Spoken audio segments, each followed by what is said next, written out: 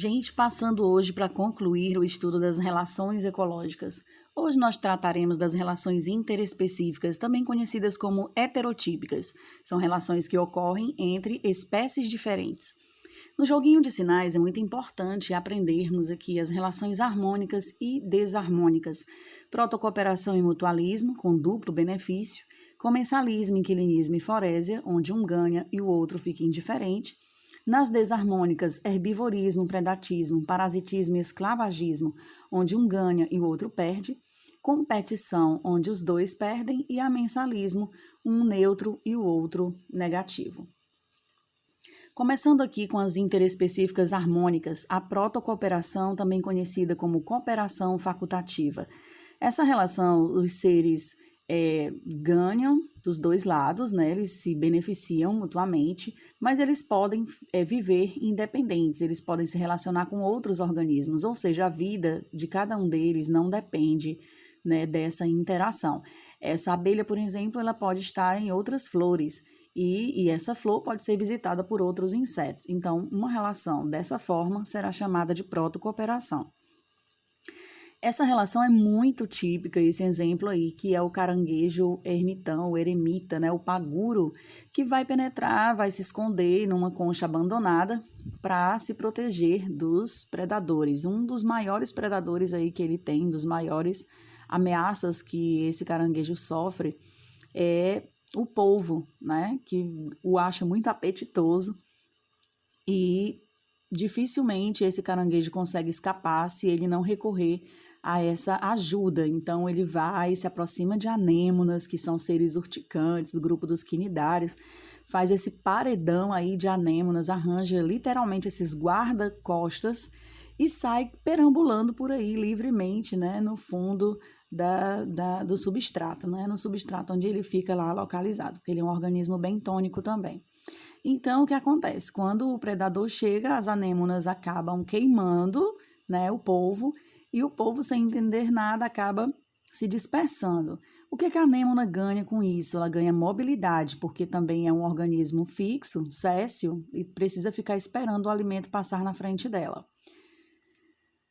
Essa relação também é muito interessante. O pássaro paliteiro, né, que faz a limpeza na boca do jacaré, retira sanguessuga, restos de alimento, e o jacaré, apesar de ser tão brutamontes, todo mundo teme esse animal, ele fica lá com a boca escancarada, deixa que o pássaro faça o seu serviço e ambos saem ganhando, né? O jacaré ganha uma limpeza aí a céu aberto.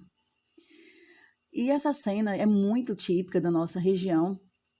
No gado bovino, no gado ovino, o pássaro anum, ele fica retirando os carrapatos, né, os parasitas de cima desses animais. Em outras regiões do mundo, essa é uma cena que se repete com outros pássaros e em outros mamíferos, como o búfalo, tá? E os dois saem ganhando, porque o pássaro ganha alimento e os mamíferos acabam se livrando dos parasitas. As relações interespecíficas harmônicas, mutualismo ou cooperação obrigatória. Como é que a gente vai diferenciar da protocooperação, que é a cooperação facultativa? Na cooperação obrigatória, nós temos aí o líquen, tá? Que inclusive é um bioindicador. Se o ambiente estiver ruim, estiver poluído, a temperatura alterada ou algum outro fator abiótico alterando, né, o equilíbrio do ambiente, esse líquen ele vai reagir. Ele vai mudar a sua cor, muitas vezes evidencia-se pela morte prematura, né, desses organismos. De que é formado um líquen? Ele é composto por algas e fungos. Esses organismos eles formam uma cadeia alimentar, porque tem produtor e decompositor, em que existe uma troca, né, de substâncias orgânicas e inorgânicas.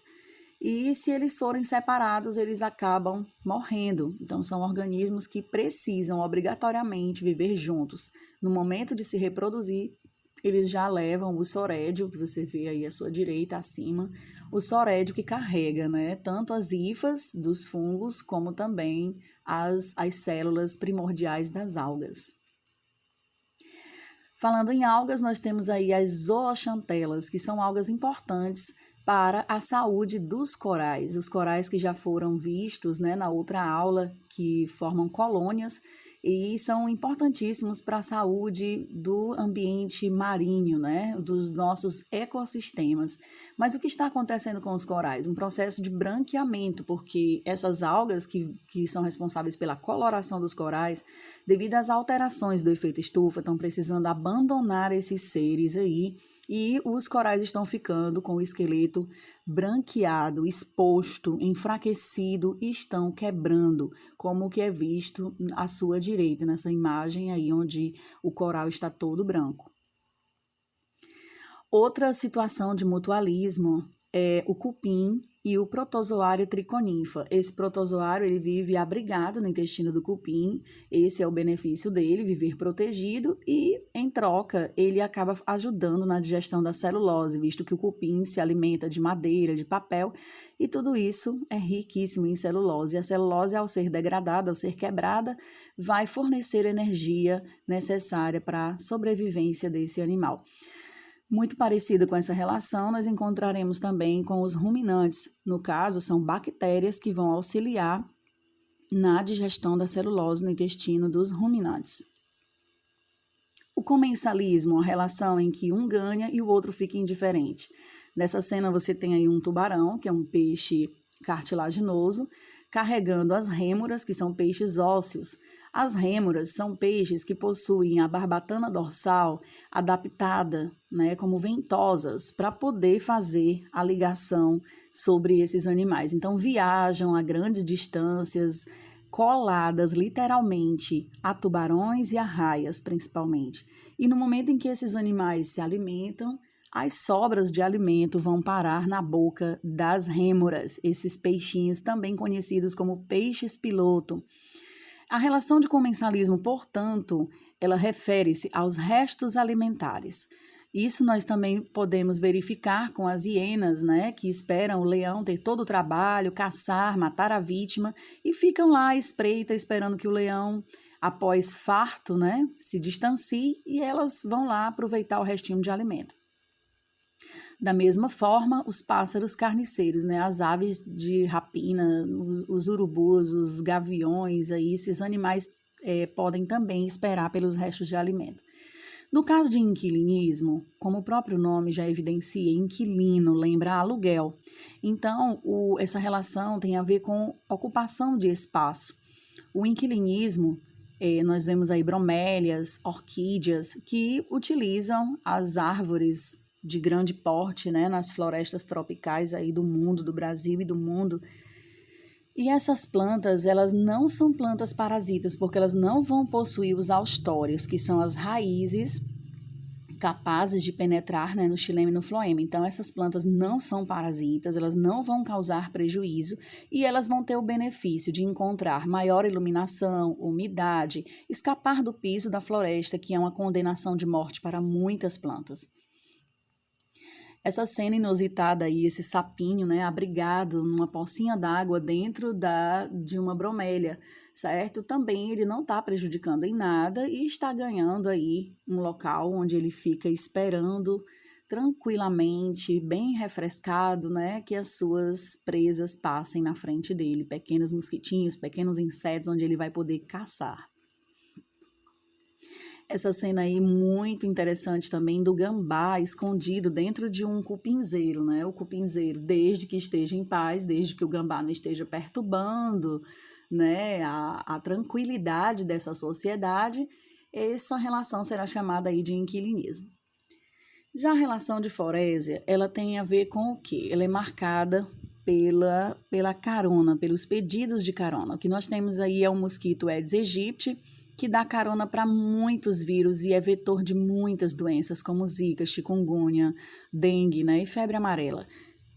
No caso desse mosquito, quando ele transmite a dengue, o vírus que vai, né, ser transmitido através da saliva na picada que a fêmea realiza, ele não tem nenhuma relação direta com o mosquito. O mosquito não é um hospedeiro onde esse vírus vai precisar obrigatoriamente fazer alguma alteração, algum tipo de reprodução dentro dele. Então, ele é simplesmente uma ponte, um vetor, né? Ele dá carona para o vírus.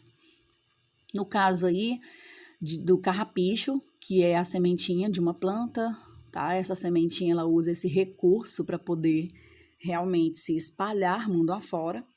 E ela pega carona, ela vai conseguir, devido a esse design aí todo espinhoso, vai conseguir ficar presa, aderida aos pelos de animais, às roupas de humanos quando passam por lá. E ao descartar, né, essas pequenas esferas aí espinhosas para fora do mato, nós estamos colaborando para a dispersão dessa planta. Muito interessante essa cena, né, desse guaxinim sobre o dorso de um jacaré. Essa cena, ela foi fotografada em um parque, né, em 2015 por Richard Jones, num parque da Flórida. Esse guaxinim ou é muito sem noção do perigo ou é muito folgado, né, mas pedindo carona aí no dorso do jacaré. E aqui nós temos um verdadeiro caso de amizade colorida, né? A borboleta, apesar de ter asas, prefere aí pousar sobre o lagarto, muito tranquilão, tá? E pega carona com ele aí para várias aventuras. Nas relações desarmônicas, nós começamos com o herbivorismo. O herbivorismo, alguns autores até comparam com o parasitismo. Por quê? Porque a planta ela é consumida aos poucos. E mesmo que ela morra, ela não vai morrer de imediato. Ela pode ir morrendo por inanição, por ir perdendo seus ramos, mas é uma forma também de iniciar a passagem de energia do produtor para o consumidor primário, que é isso que nós podemos dizer sobre os herbívoros, são todos consumidores primários. Eles ganham a energia e a planta vai perdendo, certo? Vai perdendo a vida aos poucos. Aí nós temos também o coala, tá? E o panda, certo? Como grandes herbívoros aí. No predatismo, o predador geralmente é maior do que sua presa e ele precisa de vários recursos como velocidade, capacidade de se esconder, de se camuflar no ambiente e não podemos esquecer de presas, dentes afiados, né? É uma característica, os caninos bem desenvolvidos, onde ele poderá cravar esses caninos na jugular da sua presa. Isso aqui foge um pouquinho à ideia, né, de que o predador geralmente é maior do que a sua presa. Tudo bem que algumas cobras podem comer animais bem maiores do que ela, devido ao fenômeno de streptostilia, que é a desarticulação da mandíbula num ângulo de quase 180 graus. Mas eu acho que ela vai ter muita dificuldade para engolir esse sapo aí, tá? Visto que ele está usando também o recurso de inchar, certo? O seu corpo para parecer maior. Ela vai ter que ter muito trabalho ou vai acabar desistindo. O gráfico predador e presa, ele é um gráfico que vem em zigue-zague. Então, a densidade populacional, ela mostra que a presa ela precisa estar numa quantidade maior e que à medida que o predador aumenta, a presa vai diminuir a sua densidade. Então, a vida de um depende da vida do outro. O predador também colabora para a sobrevivência da sua presa, visto que ele é um controle populacional e sem o predador, a presa vai ter o seu potencial biótico descontrolado, elevado, podendo também chegar à extinção. Então, essa relação predador e presa é quando você evidencia esse gráfico em zigue-zague. Nesse caso aqui, ocorre uma situação de desmatamento. Então, a gente percebe que após o desmatamento, o predador ele acabou tendo um crescimento populacional acima, né, do crescimento da presa, e isso levou a presa a um processo de extinção. Sobre o parasitismo, o que nós podemos afirmar? Existe uma classificação de acordo com o local de fixação e o número de hospedeiros. Então, eles podem ser endoparasitas, se eles estiverem fixos no interior dos organismos, ectoparasitas, se eles estiverem parasitando pelo lado de fora do corpo. Então, o número de hospedeiros com relação ao heteroxênico, o que é um ciclo heteroxênico? É aquele em que o parasita utiliza 2 hospedeiros, por exemplo, um hospedeiro intermediário e um hospedeiro definitivo. O monoxênico, geralmente, ele é transmitido de forma direta entre seres da mesma espécie, tá? Mas ele não precisa de 2 hospedeiros, de 2 organismos diferentes. Por exemplo, o piolho, o que é que nós temos? Ele é um ectoparasita e é um ciclo monoxênico.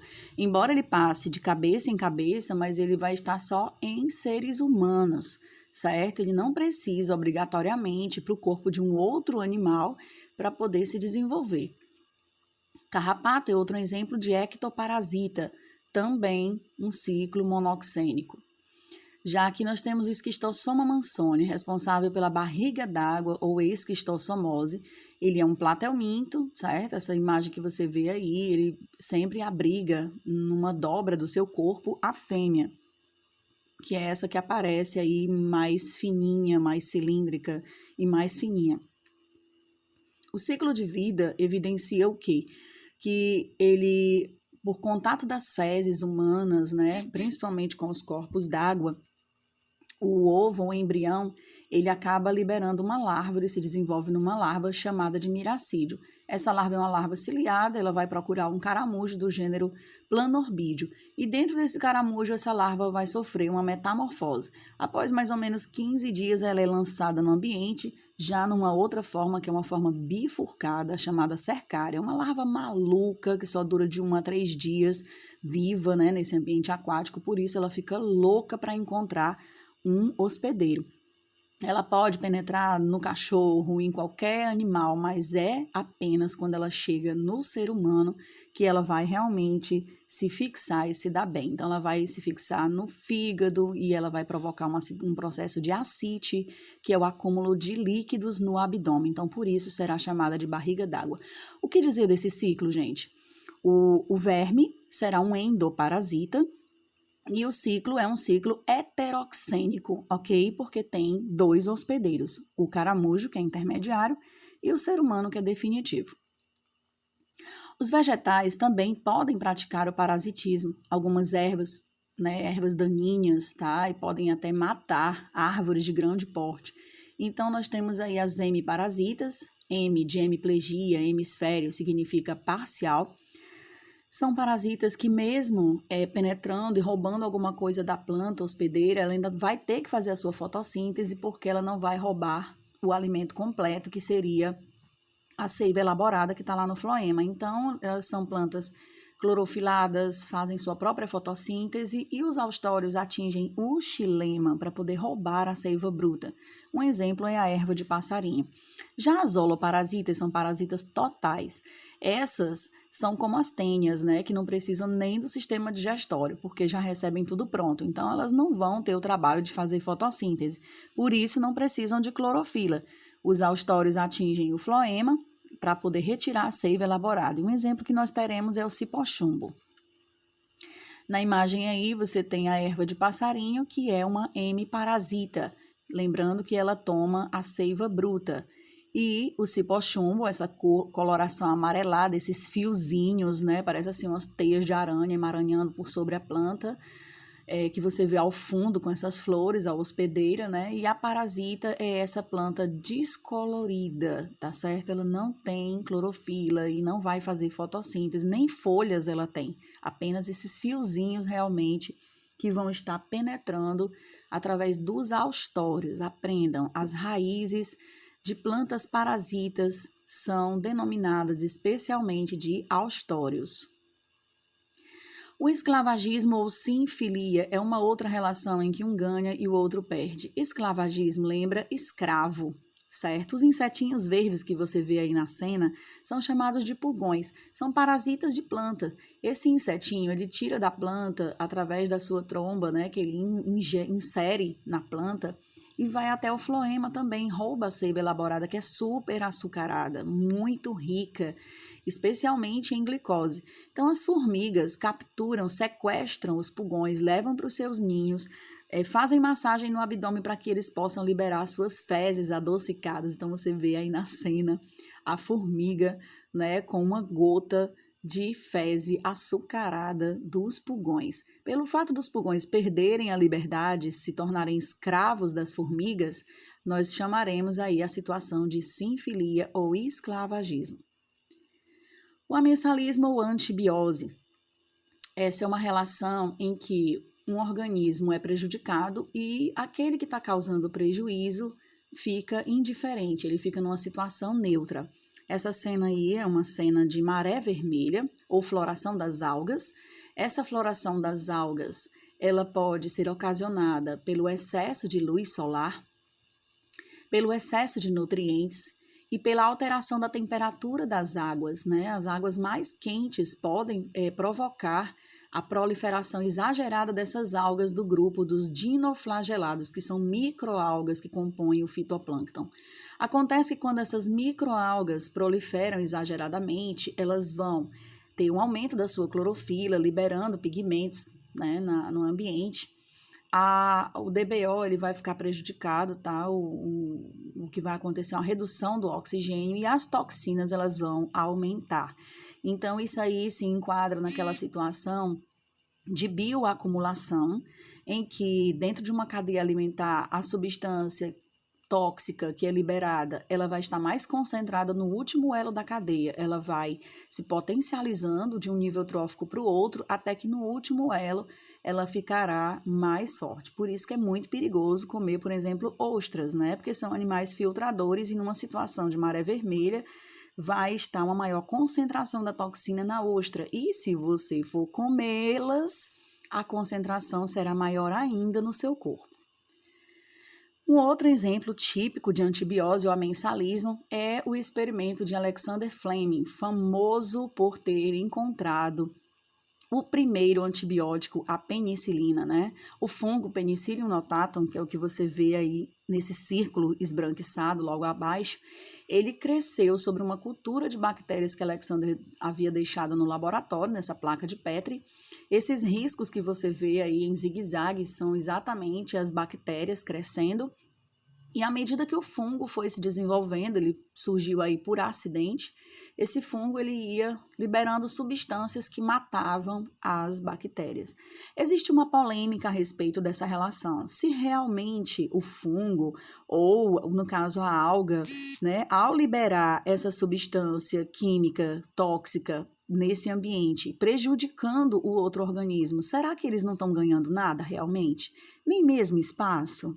Isso aí é um caso a se pensar, é mais uma polêmica no mundo científico.